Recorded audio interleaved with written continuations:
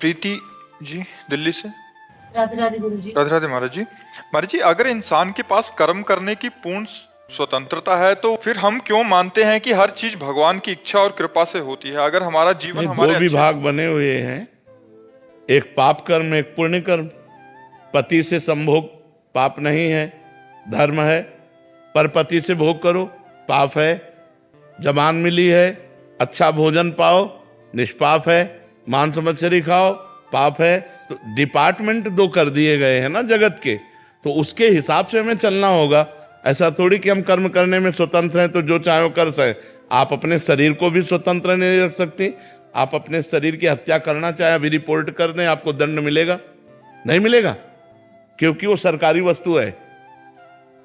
तो ये भागवतिक जगत, इसमें दो विभाग हैं, एक बुरा और एक अच्छा। हम अच्छे को स्वीकार करने के लिए इंसान हैं, हम राक्षस नहीं हैं कि हम बुरे को स्वीकार करने लगे। महाराज जी, अगर हमारा जीवन कर्मों से बना है तो उसमें भगवान की क्या भूमिका है? हम कहते हैं सब कुछ भगवान की कृपा से होता है, उनकी कृपा के बिना पत्ता भी नहीं हिलता। हमारी अच्छी सोच भी उनसे आती है, तो फिर हमारे तो सबसे पहले आपको किसने, कर्म ने उत्पन्न किया या भगवान ने? भगवान ने। ठीक है। कर्मों का विधान किसने बनाया? भगवान ने। ठीक है।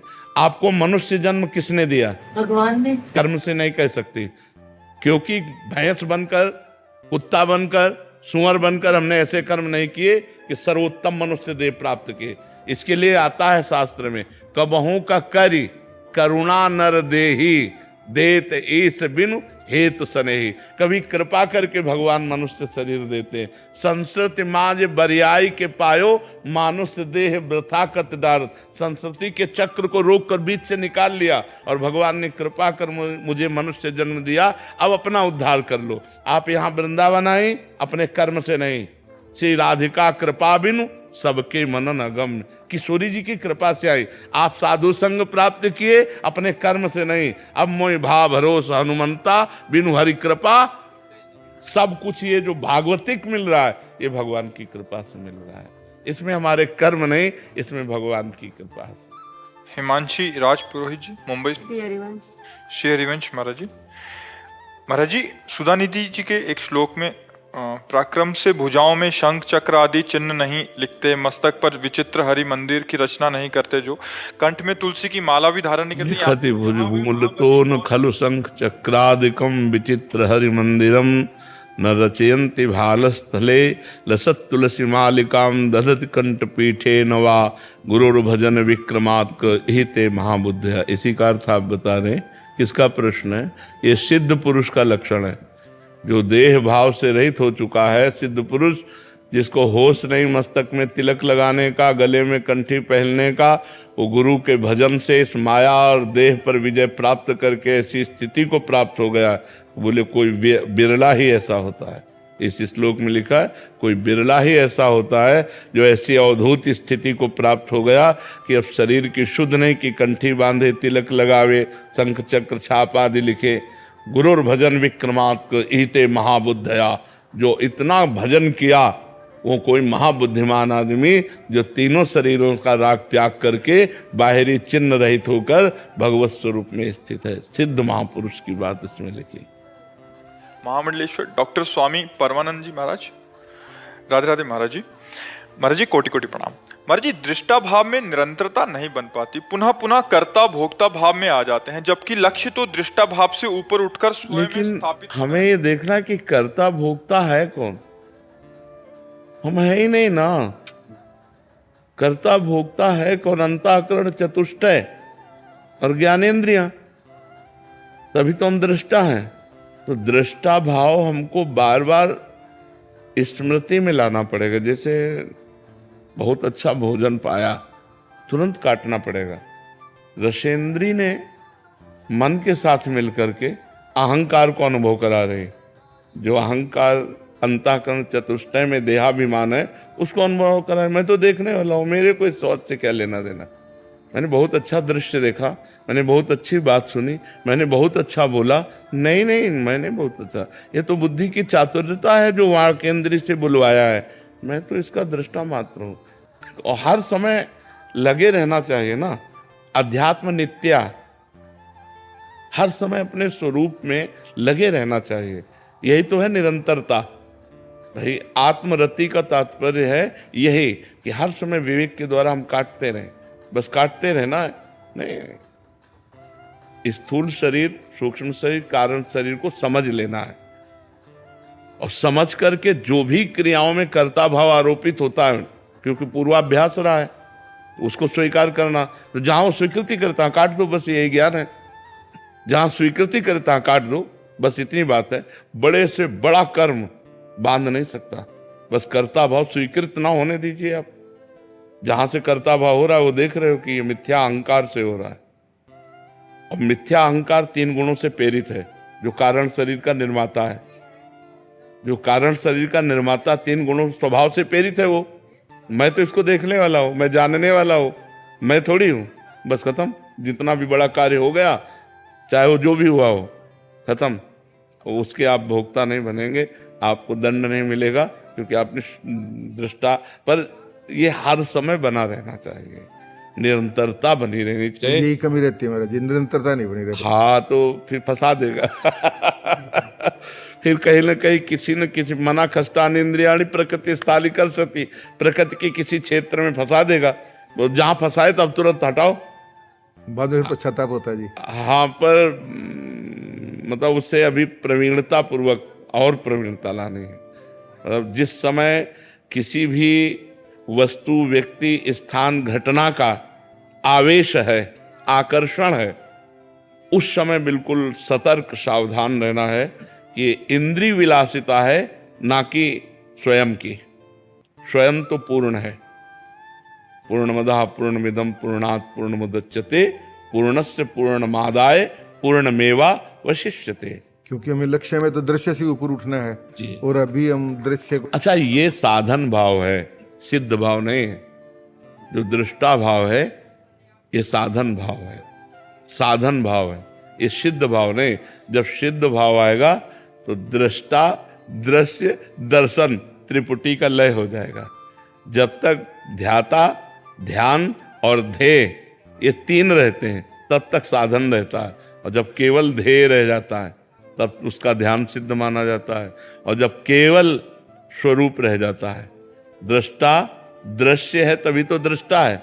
अब दृश्य नहीं बचा, सर्वम खलमिदम ब्रह्म, तो फिर दृश्य क्या? जब दृश्य नहीं बचा तो दृष्टा कहाँ बचा? तो वही है, तत्त्वम असि, तुम वही हो। तो जो भी है सब वही। तो आपका आशीर्वाद बना रही, साधन पुष्ट हो जाए हमारा। नहीं, बहुत कृपा है आपके ऊपर, गुरुदेव की, प्रभु की बड़ी कृपा है कि आप बड़ी सूक्ष्मता से चल रहे हो। बस असंगो हम पुरुषा, असंग रहिए। और ये संसार एक मनोरंजन है, माया का विलास है, हमको इसमें नहीं रमण करना।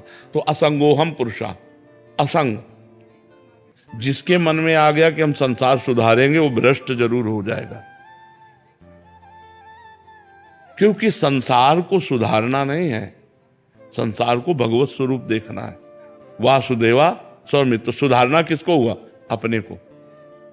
संसार सी राम में सब जग जानी भक्ति, सर्वम खलमिदम ब्रह्म ज्ञान। तो हम ब्रह्म को सुधारेंगे क्या? अगर हम इन अब श्रेष्ठता का गुण लेकर और इनमें लघुता का गुण लेकर सुधारने की भावना की, तुम अपनी भ्रष्ट होने का मतलब होता है अपनी स्थिति से च्युत हो जाना।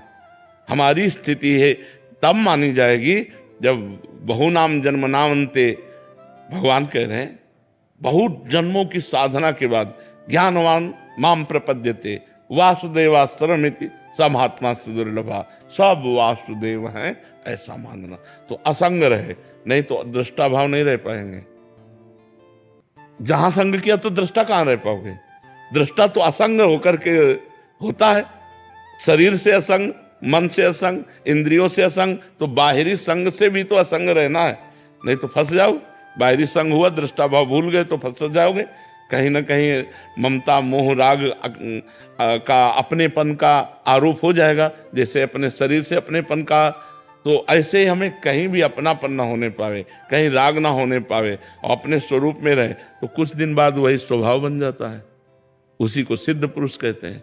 तो जब दृष्टा, दृश्य, दर्शन त्रिपुटी का लय हो जाए तब सिद्ध पुरुष होता है। एक ही परम तत्व है, खत्म, दृष्टा भाव भी खत्म। अब वही ब्रह्म मई यज्ञ हो रही, अब भोजन पा रहा है, अब वो दृष्टा भाव में नहीं है, भोजन भी ब्रह्म है, पाने की क्रिया भी ब्रह्म है, पचा भी ब्रह्म रहा है, ब्रह्म में है। हाँ, ब्रह्माग्नि ब्रह्मणा होता, जो गीता जी में श्लोक लिखा है, ब्रह्म हवीर है, वही होता है, वही भोगता है, वही यज्ञ है, वही सब खत्म किया। महाराज जी, शरणागत के जीवन में कृपा से ये स्थिति स्वाभाविक आ जाती है। हमें तो लगता है कि सत्संग, शास्त्र स्वाध्याय और भजन, 3 बातें जीवन में जरूर होनी चाहिए। नेत्र, श्रवणेंद्री, वाकेंद्री, 3 का संयम होना चाहिए। व्यभिचार, व्यसन, कुसंग, 3 बातों का त्याग होना चाहिए, तभी बात बनेगी, तभी त्रिगुण माया पर विजय प्राप्त कर लेंगे। अगर हम केवल ऐसे सोचते हैं कि प्रभु के शरणागत हैं और हम भजन नहीं करते, शास्त्र स्वाध्याय नहीं करते, संत संग नहीं करते, तो ये बात सिद्ध नहीं हो पाएगी। जो बात हम स्वीकार करें उसकी परिपक्व अवस्था भी तो होनी चाहिए। तो वो परिपक्व अवस्था होगी सत्संग के द्वारा, भजन के द्वारा। साधन को हरि भजन है मुख्य, कै सत्संग सहाय। तो सत्संग 2 से होता है, एक शास्त्र से भी होता है और एक संत जनों से भी होता है। तो शास्त्र वेदा अध्ययन या वेद के जो बड़े बड़े ब्रह्म ऋषियों ने छोटे छोटे सूत्र निकाले, उनका अध्ययन। वेदो नित्य मधीयताम, वेद उपनिषद शास्त्र पुराण महाभारत ग्रंथों का जब हम अध्ययन करते हैं तो हमारी बुद्धि पवित्र हो जाती है, और पवित्र बुद्धि भगवान की शरण में होती है, और अपवित्र बुद्धि माया का स्वाद लेना चाहती है।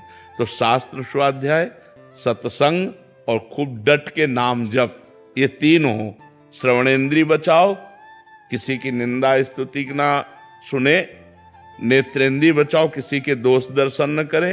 वाकेंद्री बचाओ कि कोई अपराध जनित भाषा, निंदा आदि दुखद वाणी ना बोले।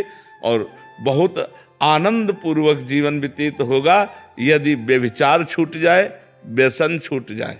क्योंकि हमारी जो वृत्तियां हैं ना, वो 4 दिन भजन किए फिर कोई पाप कर लिए, 4 दिन संयम से रहे, फिर तो वो अनुभव नहीं कर पाता।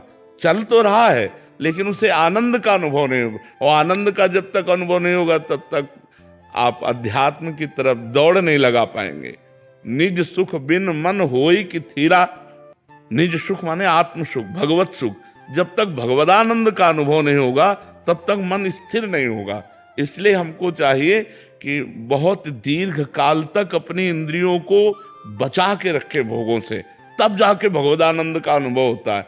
नहीं तो बहुत अपने लोग इस बात का अनुभव करें कि 5 दिन बहुत जोर का भजन और 6वें दिन मुंह भरा अरे ये गुरुदेव द्वारा प्रदत्त नाम का सतत जो है सर्वोत्तम साधना। बिल्कुल बिल्कुल बिल्कुल बिल्कुल सर्वोत्तम साधना। हाँ बिल्कुल। राज्य ग्वालियर से श्री हरिवंश महाराज जी। महाराज जी, जब संसार में सारा खेल प्रकृति के 3 गुणों का है तो क्या आज के समय में त्रिगुणातीत अवस्था पाना संभव है? क्यों नहीं पाना संभव? क्या सतोगुण रजोगुण तमोगुण से रचे हुए जगत में हम त्रिगुणातीत नहीं हो सकते? क्यों नहीं हो सकते? क्योंकि हम तो त्रिगुणातीत हैं।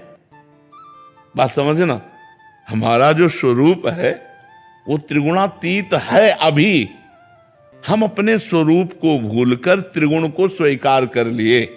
त्रिगुण से रचित ये 3 देह हैं, स्थूल देह, सूक्ष्म देह। इसी त्रिगुणमयी माया से ही तो पंचभूतों की उत्पत्ति हुई, और पंचभूतों से स्थूल देह, और इसी त्रिगुणमयी माया से सूक्ष्म शरीर की उत्पत्ति हुई, इसी से कारण शरीर की उत्पत्ति हुई। तो 3 गुणों का प्रभाव इस पर है कि हम पर है? महाराज जी, जैसे आपके सानिध्य से अभी असली बात, बच्चा भजन नहीं कर रहे ना, तो हमारी बात अब ये वेदांत दर्शन के अंतर्गत की बात है तो कैसे समझोगे? पहले हम जो कह रहे हैं उससे समझ पा रहे हो? जो हमारा स्वरूप है, मैं शुद्ध मैं पुरुष या अशुद्ध मैं हो गया। जो मैं स्वरूप है वो आज भी अभी त्रिगुण से मुक्त है। त्रिगुणातीत है। हम मुक्त होते हुए भी बंधे हुए हैं। हाँ, बस ये बात समझनी। अगर हम मुक्त ना होते तो त्रिगुण माया से मुक्त होना बड़ा कठिन होता। हम मुक्त हैं, केवल जानबूझकर माया को पकड़े हुए हैं, माया रचित आकारों को, माया रचित भोगों को, माया रचित क्रियाओं को। अगर इनको हम अस्वीकार कर दें तो अभी हम जीवन मुक्त हैं। तभी तो अस्वीकृति ये होती है वेद के द्वारा, ब्रह्म सत्यम जगन मिथ्या। परम सत्य केवल वही आत्मस्वरूप ब्रह्म है। तो मिथ्या का जो अस्वीकृति हुई तो सत्य स्वरूप में जब स्थित हुआ तो दृष्टि बदली। अब वही वेद कहता है सर्वम खलमिदम ब्रह्म ने नास्ति किंचन, केवल ब्रह्म ही है, दूसरा कोई नहीं। महाराज जी मैं ये कहना चाह रहा था, जैसे जो चित्त में विक्षेप पड़ता है, तो विक्षेप जो पड़ता है और संत जनों ने असल बात, चित्त भी तो माया के द्वारा बना हुआ है। त्रिगुण त्रिगुण के अंतर्गत चित्त बना हुआ है। चित्त कोई त्रिगुणातीत थोड़ी है। जब चित्त की वृत्ति भगवदाकार हो जाती है तब त्रिगुणातीत का अनुभव हो जाता है। चित्त की वृत्ति मुरारी पादार्पित चित्त वृत्ति, एक एक जैसे वृत्तियां का मतलब होता है जैसे समुद्र में तरंग, जैसे समुद्र में तरंग उत्पन्न होती है, ऐसे चित्त रूपी समुद्र में कामनाओं की तरंगें उत्पन्न होती हैं, वासनाओं की तरंगें उत्पन्न होती हैं। अब उनको मारने के लिए जैसे नाम जप इन्होंने बताया कि नाम जप के द्वारा हो जाएगा, तो अब हर चित्त वृत्ति में राधा राधा राधा, तो अब जो वासनाएं दुर्वासनाएं दबी हुई चित्त वृत्ति में वो सब भस्म होती चली जाती है नाम के प्रभाव, और चित्त निर्मल होता चला है। और जहां चित्त निर्मल हुआ तो जैसे शांत और निर्मल जल में नीचे क्या है दिखाई देता है, ऐसे शांत और निर्मल चित्त से वो अपने स्वरूप की तरफ देख पाता है, अपने आप से अपने आप को देख पाता है। महाराज जी जैसे आपके बताए रास्ते में हम लोग चल रहे हैं, तो कई बार माया भी, प्रभु द्वारा जनित जो माया है वो भी विक्षेप डालती है ना। देखो, इसमें प्रभु से प्रेरित माया नहीं डालती। हमारी पूर्व वासनाएं जो हैं वो माया की तरफ आकर्षित होती है, ना कि माया हमें आकर्षित कर रही। हमें बताओ क्या आकर्षण कर रहा है। जैसे हमने गुलाब जामुन देखा तो अब हम आकर्षित हो रहे हैं ना, वो गुलाब जामुन आके थोड़ी आकर्षण कर रहा है। हाँ, तो हमें ये देखना है कि हम माया को पकड़े हुए, माया हमें नहीं पकड़े। अगर हम माया से मुक्त अपना अनुभव आज करें तो बहुत जल्दी हम माया मुक्त हो जाएं। बंधे कीर मरकट की नाई, जड़ चेतन ग्रंथि पड़ गई, यद्यपि मृषा झूठी है, छूटति कठिल, छूटना कठिल। मना खष्टान इंद्रियाणि प्रकृति स्थान, जब इंद्री प्रकृति के संयोग से सुख का हमें अनुभव करा रही, वही सुख बंधन कारक है, उसी सुख को काटना है। हाँ, तब महाराज जी दुख भी होता, फिर ऐसा लगता है मन चंगा कटौती में गंगा कैसे हो। हाँ, ये मन चंगा का मतलब अभी जो हम बता चुके ना। देखो, एक मन ही अंतःकरण चतुष्ट है। जब वो संकल्प विकल्प करता है तो मन कहा जाता है, जब निश्चय करता है तो बुद्धि कहा जाता है, जब चिंतन करता है तो चित्त कहा जाता है, और जब क्रिया का कर्ता भोक्ता बनता है तो अहंकार कहा जाता है। एक तत्व ही अंतःकरण चतुष्टय के रूप में प्रकाशित हो रहा है। खूब भजन करो बच्चों, पाप आचरण ना हो, बस इससे बचो, गंदा आचरण ना हो, इससे बचो, तो बहुत जल्दी अध्यात्म की बात समझ में आने लगेगी और आनंद आने लगे, मस्ती आ जाएगी। सोचो, जब आपको ये पता चलेगा कि आप अविनाशी हो, आप अजर हो, आप अमर हो, आपको किसी की जरूरत नहीं है, तो आप कितने आनंद में होंगे। एक परमानंद की अनुभूति होगी। उसे निज सुख कहते हैं, उसे आत्म सुख कहते हैं, उसमें परमात्म सुख कहते हैं। साहिल ठाकुर जी पानीपत से। श्री हरिवंश। श्री हरिवंश महाराज जी। महाराज जी, आपके चरणों में दंडवत प्रणाम। महाराज जी, शरणागत को प्रतिकूलता को कृपा ही समझना चाहिए। महाराज जी, यदि प्रतिकूलता में कृपा है तो उसमें कृपा का अनुभव कैसे करें? जीवन में बहुत प्रतिकूलता आ रही है। पहले भजन करो, नाम जप करो, शास्त्र स्वाध्याय करो, संतों के प्रवचन सुनो, तो बुद्धि थोड़ा पवित्र हो तब वो समझ पाएगी। प्रतिकूलता में भगवान के सानिध्य का अनुभव होता है यदि हम भजन करते हैं। तो इसीलिए प्रतिकूलता को मंगलमय कहा गया, अपमान को मंगलमय कहा गया, कि जो मंगल भवन से जुड़े वो मंगलमय। सम्मानम कल्याति घोर गरलम नीचापमानम सुधा, श्री राधा मुरलीधरो भज सखे वृंदावन मात्यज। जब प्रिया प्रीतम का भजन होता है तो जिस सम्मान के लिए, अनुकूलता के लिए संसार मारा घूमता है, परमार्थ का पथिक उस सम्मान को विष के समान त्याग देता है, अपमान को गले लगाता है। संपत्ति की तरफ से उदासीन होता है, विपत्ति को गले लगाता है। परमार्थ का पथिक बहुत बलवान होता है। तो अभी नाम रूपी बल, ज्ञान रूपी बल हृदय में जागृत नहीं हुआ तो अज्ञान के कारण शारीरिक मानसिक प्रतिकूलताओं पर व्यथय हो करके हम परेशान हो जाते हैं, लोग डिप्रेशन में चले जाते हैं। जब तक अध्यात्म में नहीं जुड़ोगे, डट के भजन नहीं करोगे, तब तक बात नहीं बनेगी। आज भजन कौन करना चाहता है? सब मनमानी आचरणों में खुशी होना चाहते हैं, मनमानी आचरणों में मस्त होना चाहते हैं। ऐसा कभी नहीं हो सकता। तस्मात् शास्त्रम प्रमाणन्ते कार्याकार्य व्यवस्थित हो। कार्य और अकार्य की व्यवस्था शास्त्र के अनुसार जब हो और खूब भजन हो तो अभी आनंद आ जाए, हृदय शीतल हो जाए, मस्ती आ जाए, जिसे मस्ती कहते हैं। मस्ती, मृत्यु का भी भय खत्म हो जाए। हम आत्म स्वरूप हैं, ब्रह्म स्वरूप हैं, ऐसा अनुभव हो जाए।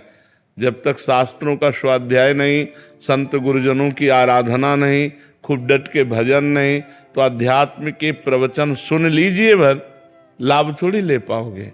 उसका लाभ तो तभी लिया जाता है जब खूब डट के भजन हो, भगवदाकार वृत्ति, ब्रह्माकार वृत्ति, तभी आनंद आता है। ऐसे विपत्ति तो मारेगी कि हमें डिप्रेशन में पहुंचा देगी। अब एक लड़का है, वो भी जवान, वो भी पधार गया और बहुत वैभव, बहुत संपत्ति है। पिता क्या सोचता है, क्या करूं, अब हमारा जीना किस काम का?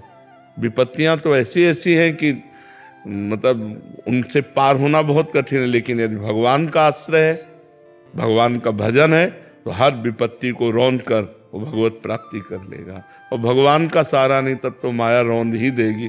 इसे माया को भवसागर कहा गया है। इसमें तैरने वाला